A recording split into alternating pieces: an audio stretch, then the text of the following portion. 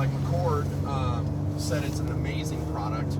Absolutely loves it. So, I mean, that's my thing. I just like getting my hands on really good products. If you give me a good product and I can get it at a decent price point, then I can work some magic down here. But it will be a fight at Loveless, at Presby, and at UNM.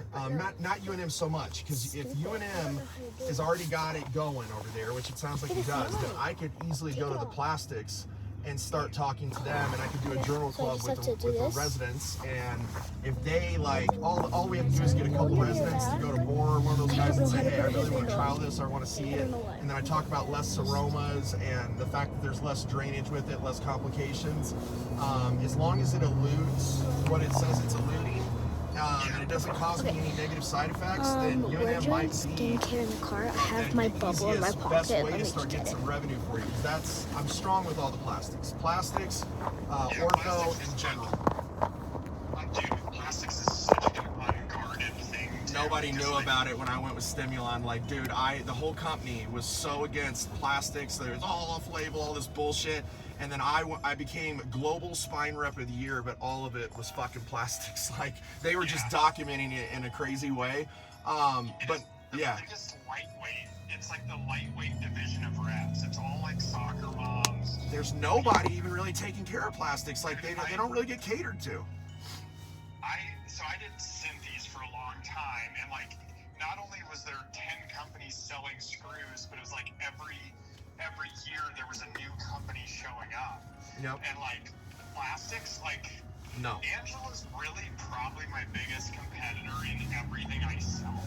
And like, didn't that start in the last year or so though? Like, because she wasn't doing plastics originally. Like, and she just goes and finds guys like you. She's not really ever in the OR and doesn't really ever sell to the doctors, does she? We've had a couple interactions. Like, there was a case where I was there for the Flex HD.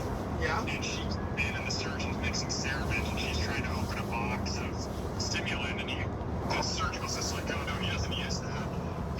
And she's like, who are you? Who are you here for? And I pick up the Flex HD, and pick up the Flex HD rep, and she kind of ran around, like, she wanted to know who this CeraVent rep So you sell Flex HD then, which Flex HD I was going to pick up, but it had way too many complications. Like, I was reading so much stuff about that, and that's why we ended up going Cortiva. Yeah, I mean... Have you had good results? Is it the same thing as any other ADM? I think I do pretty well with it. I'm sending you my numbers right now on that, if it's any pictures, but I'm going to come up just shy of $8 million of Flex HD. Woo! So, okay. I'm the number one guy in the country with it, which also kind of gives me immunity. But like, I did $2 million this year in Cortiva, but not $8 million. Holy fuck, bro.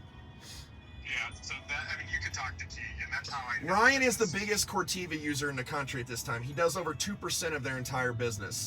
Because Cortiva only had like 2% or 3% of the market share when we came on. Now they're about 9% of the market share. They're starting to jump in more and more, and it's because they're investing all this money into plastics, and they're willing to cater, whereas Allergan's kind of go in the opposite direction, which is interesting.